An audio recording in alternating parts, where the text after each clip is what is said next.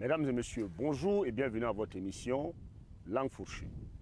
Ravi de vous retrouver après le passage du Moutaland au Soldialand. Comme à Bamako puis à Conakry, Ouagadougou s'est réveillé un matin de 24 janvier avec la nouvelle du déposage du motus rocus de son perchoir. Débuté la veille au soir, ce coup d'État aux allures de mutinerie connaîtra son dénouement en ce lundi avec le jet d'éponge de celui qui aura digéré le Faso 6 ans durant, n'achevant pas du même coup son second et ultime mandat. Ce qui était un secret de polichinelle vient de se confirmer. Avant ce jour où tout a basculé pour Roch et sa horde de bons vivants, le 11 janvier, le procureur militaire informait l'opinion nationale et internationale de ce qu'un projet de déstabilisation des institutions de la République aurait été déjoué et des militaires et civils seraient aux arrêts parce que supposément impliqués dans cette infamie. Manœuvre de diversion de la part du lieutenant-colonel Zungrana et ses acolytes ou réelle tentative de coup d'État. Toujours est-il que moins de 2 semaines plus tard, un autre lieutenant-colonel, et curieusement de la même promotion que le premier, s'emparait d'une arme à Kosiam. Le motus rocus ayant signé sa reddition, rien n'empêchait plus dès lors Paul-Henri Sandaogo Damiba de jurer de défendre le Burkina et les Burkinabés sans se remplir les poches comme certains avant lui. Bref, belle légalisation d'une rectification, n'est-ce pas? Mais 2 mois à peine après cette immixtion des militaires dans les affaires de l'État, les reproches des populations pourtant sorties nombreuses pour saluer ce coup d'éclat de Sandaogo Damiba commencent à pleuvoir. Entre autres faits reprochés aux sauvetardeurs la lenteur dans les opérations militaires, eux qui avaient justifié leur prise de pouvoir par l'incapacité du pouvoir précédent à gérer la crise sécuritaire dans le pays. En effet, nombre de Burkinabés, impatients et assoiffés de résultats sur le théâtre des opérations militaires, regardent en corner la restructuration que le colonel Damiba opère au sein de l'administration publique et de la Grande Muette, pensant à tort ou à raison que celui-ci prépare son assise confortable et durable dans le gros fauteuil. Cependant, n'est-ce pas nécessaire cette réorganisation de l'appareil d'État pour mieux faire face aux défis sécuritaires du moment?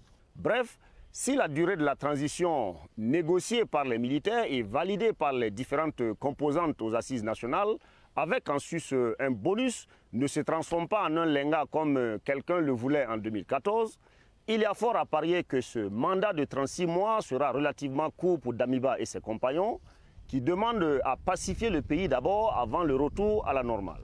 Sans bien entendu vouloir mettre en doute leur capacité à régler le problème dans ce délai qu'ils se sont imposés eux-mêmes. Damiba, officiellement installé dans ses nouvelles fonctions de chef de l'État, vient de s'entourer d'un exécutif en attendant une assemblée de transition qui lui donnera le confort nécessaire pour digérer tranquillement son âme. Pour ceux qui en douteraient encore, le commandement du colonel sur le terrain semble produire déjà des résultats si on se fie bien entendu aux différentes communications de l'armée, parce que depuis quelques semaines, on assiste à des opérations d'envergure dans les zones dites sous contrôle des terroristes, et quoi que l'on dise, l'armée reprend du poil de la bête. Prochaine étape, après l'assainissement de la gestion publique, la dotation de nos forces de défense et de sécurité en moyens adéquats pour faire face à l'hydre terroriste, si ce n'est pas déjà en cours de finalisation. Un mandat et demi n'aura pas suffi au motus rocus et à ses alliés tant militaires que politiques pour venir à bout de cette guerre qui nous a été imposée depuis 2016. Alors que pourrait-on bien faire en à peine 2 mois de gestion? Ce pourrait être lent, mais les résultats viendront. En attendant, s'il est indéniable qu'il faille rester vigilant sur l'agenda des militaires à Kosiam, accordons-leur pour l'instant notre soutien pour qu'ils mènent à bien leur nouvelle mission.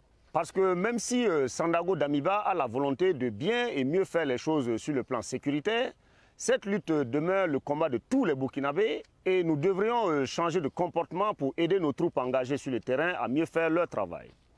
Je pense particulièrement à tous ces journalistes d'investigation sur les réseaux sociaux qui se sentent bien souvent obligés de parler des faits d'armes de nos soldats. Bref, s'il arrivait que le temps vient à manquer aux restaurateurs, passerions-nous à un mandat transitionnel de 2 fois 36 mois? Wait and see. Ce serait donc assurément la fin des choux gras pour tous ces politiciens aux gros yeux rivés vers la mangeaille et pour toutes ces OSC opportunistes qui guettent le moindre mouvement de cuillère. La patrie ou la bouffe, nous mangerons. Militairement vôtre.